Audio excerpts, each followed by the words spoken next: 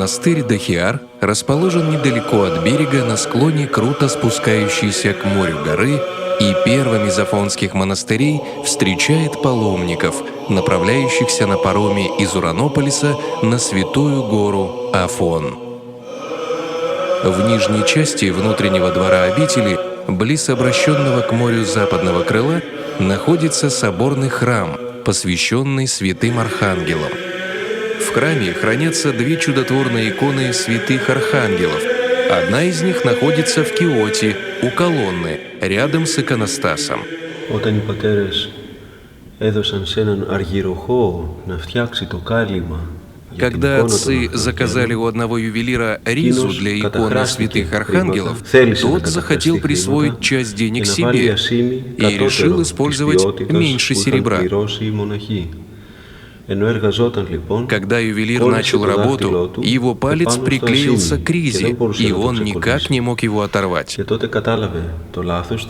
Тогда он понял свою ошибку и стал просить прощения у святых архангелов. Только после этого его палец чудесным образом отклеился от ризы. Ювелир добавил серебро, которое хотел украсть, и в знак благодарности изобразил на ризе руку из серебра в память об этом событии. Вторая чудотворная икона святых архангелов находится в литийном притворе храма. Ее называют корабельной, и с ней связано следующее предание. Эта икона находилась на корабле, на котором привозили продовольствие с подворья монастыря. Когда турки захотели захватить корабль и завладеть им, монахи решили его сжечь. С этого корабля уцелела только эта чудотворная икона святых архангелов. Еще одна древняя икона архистратига Михаила хранится в алтаре соборного храма монастыря. Раньше она находилась в старом мраморном иконостасе собора. Только один раз в год, на престольный праздник обители, День собора архистратига Михаила и прочих небесных сил бесплотных, эта икона выносится на поклонение паломникам. У северной стены литийного притвора храма обители находится еще одна древняя святыня. Это византийский крест IX века. Он использовался монахами в крестных ходах в Константинополе. Главной же святыней монастыря Дохиар является чудотворная икона Пресвятой Богородицы Скоропослушницы. Этот образ является настенной фреской и написан в 1563 году на внешней стороне восточной стены трапезной. В 1664 году монах Нил, выполняя свое послушание трапезаря, ходил здесь через этот проход и для того, чтобы освещать себе путь, так как здесь было темно, приклеивал свечки и лучины прямо к иконе. И копоть от свечей падала на облик Божьей Матери, на лике.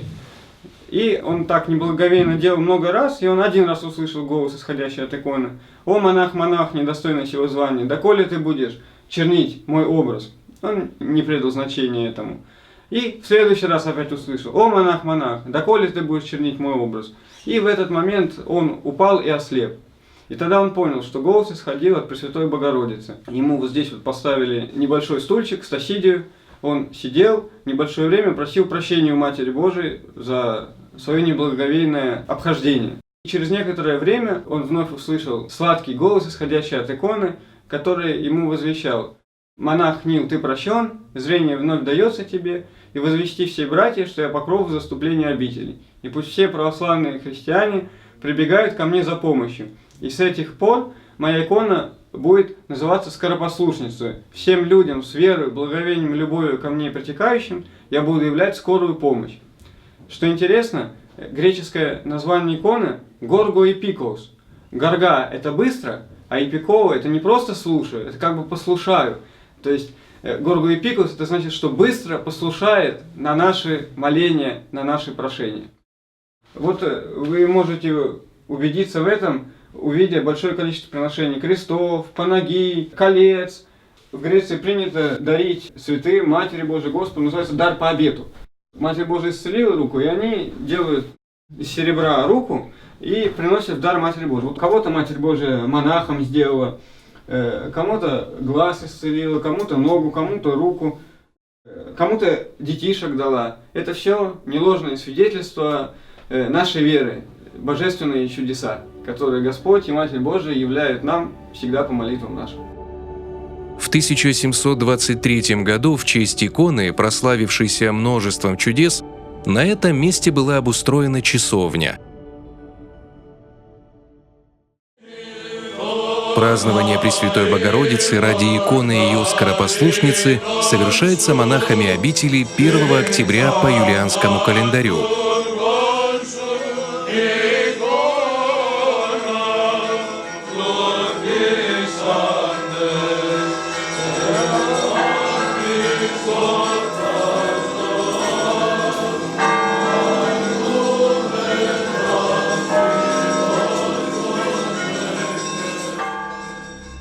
В 1299 году при императоре Андронике Палеологе и игумене Дохиара Матфее случилось одно из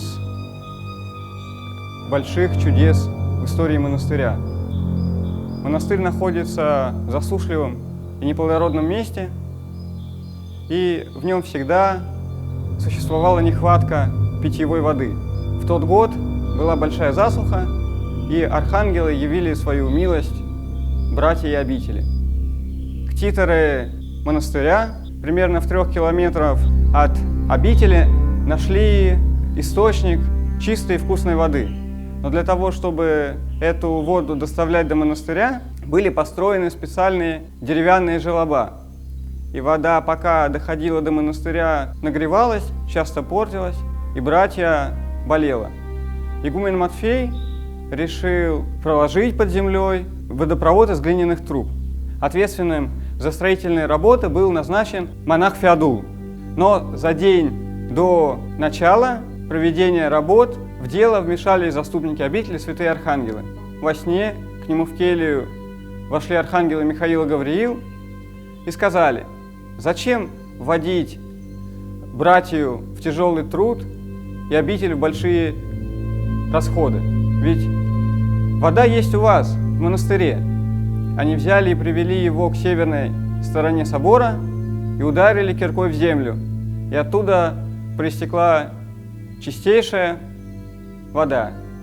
Он рассказал игумену о своем видении, и братья пришли на это место, начали здесь копать, и после продолжительных, но не тяжелых работ забил источник. И вот до сего дня, уже много веков, святые архангелы, свидетельствуя о своем попечении, питают нас сей святой чистой водой.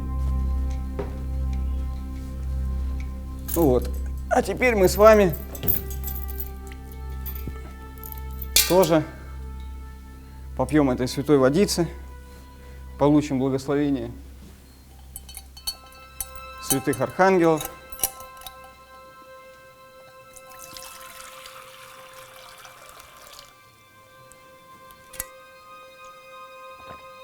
Вода действительно очень чистая, очень вкусная, и любой желающий может всегда набрать ее с собой и отвезти домой своим родным и близким. Благословение святых архангелов. В соборном храме монастыря монахи бережно хранят мощи многих святых.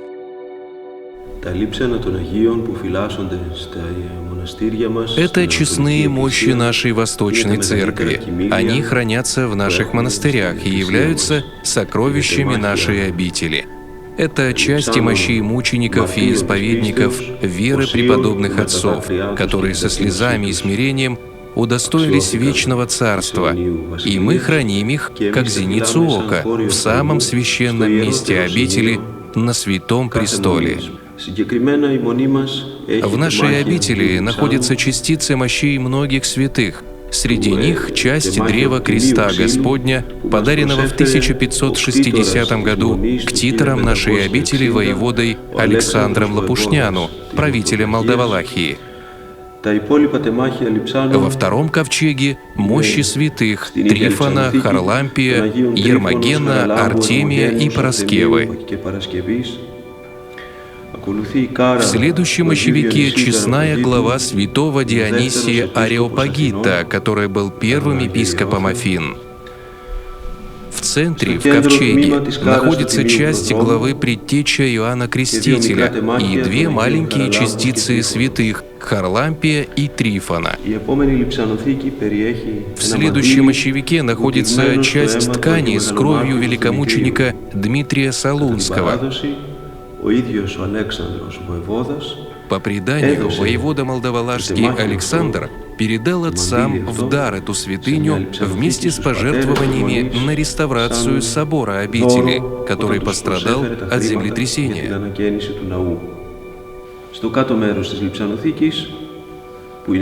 В нижней части мощевика небольшая частица мученика Феодора Византийского. Рядом находится часть кисти десницы Святой Марины и ладонь Святой Параскевы.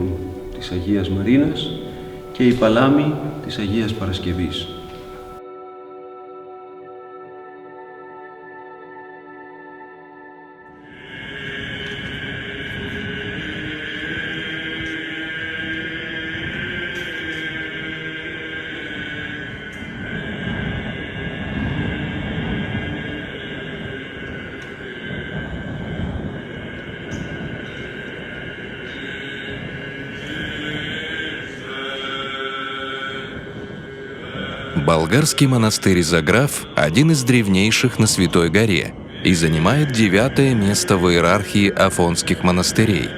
Он расположен на пологой возвышенности в глубине Афонского полуострова, среди густого живописного леса и с берега не виден. От монастырской пристани к обители вдоль утопающего в вечно зеленой растительности ущелья ведет дорога. Через час ходьбы по ней вглубь полуострова перед паломниками открывается монастырский комплекс, внешне напоминающий средневековый замок.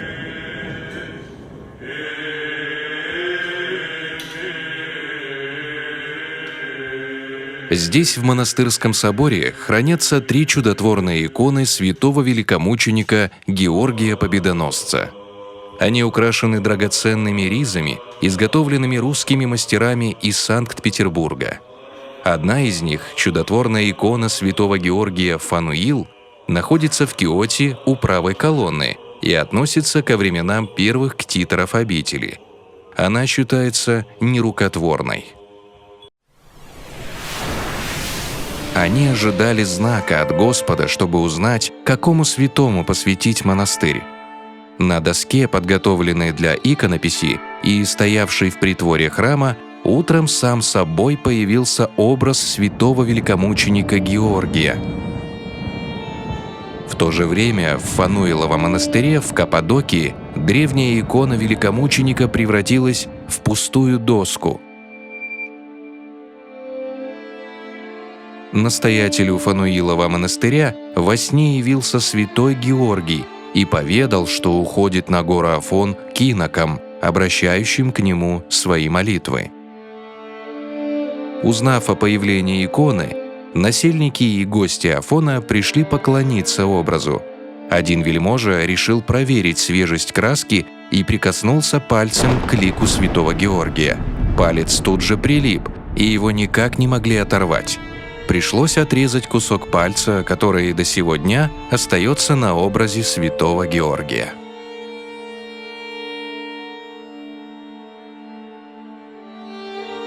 Этот чудотворный образ святого великомученика Георгия Победоносца и сегодня находится в главном храме обители у правой колонны перед алтарем. Другая чудотворная икона святого Георгия называется Молдавской. Она была подарена монастырю молдавским господарем Стефаном Великим в 1495 году. О всех ее чудесах монахи не знают. Известно лишь то, что воевода Стефан Великий молился перед этой иконой, как перед чудотворной, и с ней связана легенда о битве при Подул-Эналт. Не выдержав напора врагов, Штефан решил спастись в крепости, но его мать не отперла ему крепостных ворот. Она сказала: «Если ты на поле не устоишь, то и крепостные стены тебе не помогут». Той же ночью Штефану было видение.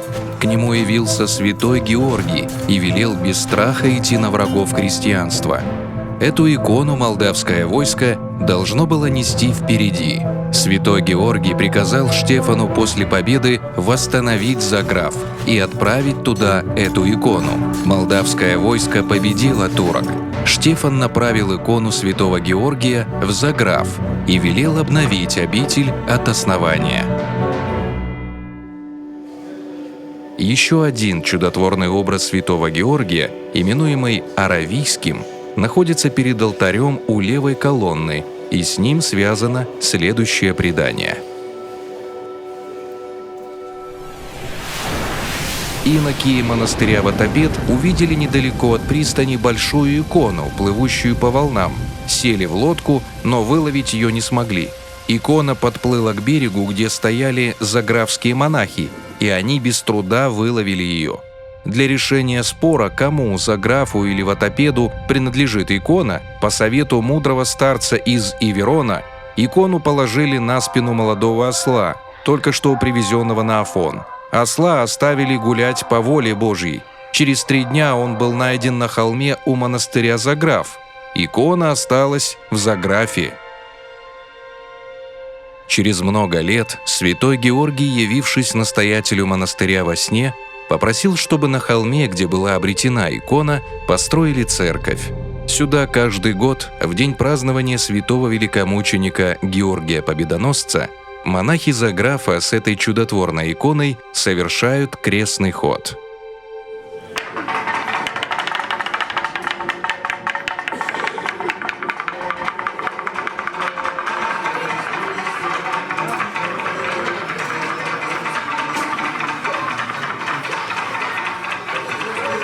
Сегодня в торжествах, посвященных святому великомученику Георгию Победоносцу, принял участие епископ Болгарской православной церкви митрополит Лавчанский Гавриил.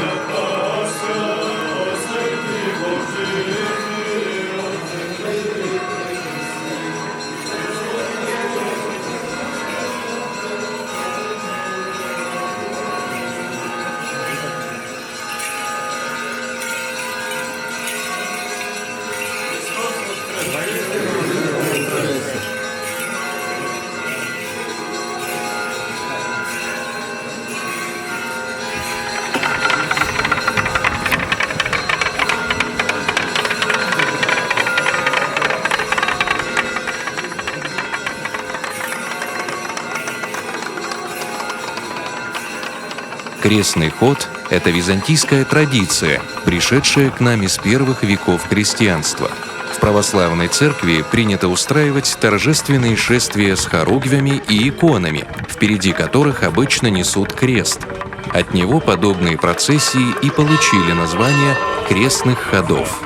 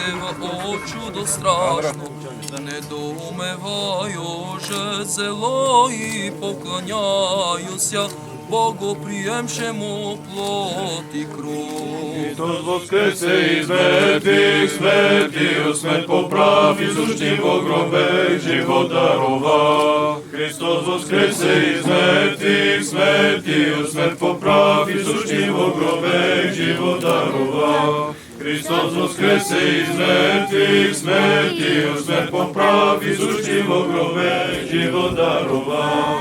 Воскресе Исус от гроба, яко же прорече, даде нам живот вечный, велию милость.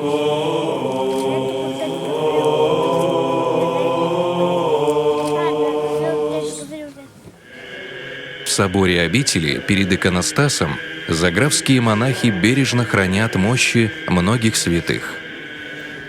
В сопровождении игумена заграфа архимандрита Амвросия мы направляемся в монастырский собор Святого Георгия, чтобы приложиться к святым мощам, хранящимся в обители.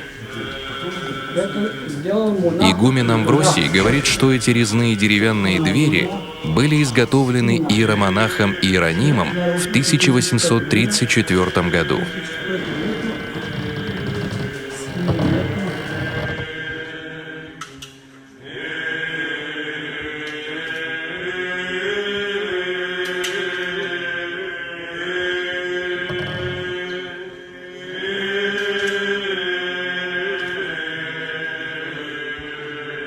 Святая Матрона Хилска называлась святая, которая жила в 15 веке на остров Хилс. Она была преподобная и большая постница. Она проводила весь свою жизнь в пост и молитвах. Когда примерно дошли варваров, которые напали на нее обитель, один из них, который хотел совершать насилие над одной из монахинь, упал мертв. И она жалилась над него, проявила милость к врагам своим, как сказано в Евангелии. И она помолилась Богу, и он воскреснул. Ну и след ее смерти, след ее успения, много чудес совершались, много расслабления исправлялись. И сейчас наш монастырь – это единственное место в весь мир, где находится монастырь Святая Матрона Хилска. В монастыре хранятся мощи многих святых. Среди них частицы мощей Святой равноапостольной Марии Магдалины, святого великомученика Пантелеймона, святого Иоанна Милостивого, а также частица животворящего древа Креста Господня. Святые мощи находятся в обители данного монастыря. Это как сам святой, который принадлежит этим мощи, покровитель этого монастыря. И это наша радость, чтобы только много мощей в нашей святой обители хранятся, потому что когда мы молимся, это наша духовная связь с этими святыми.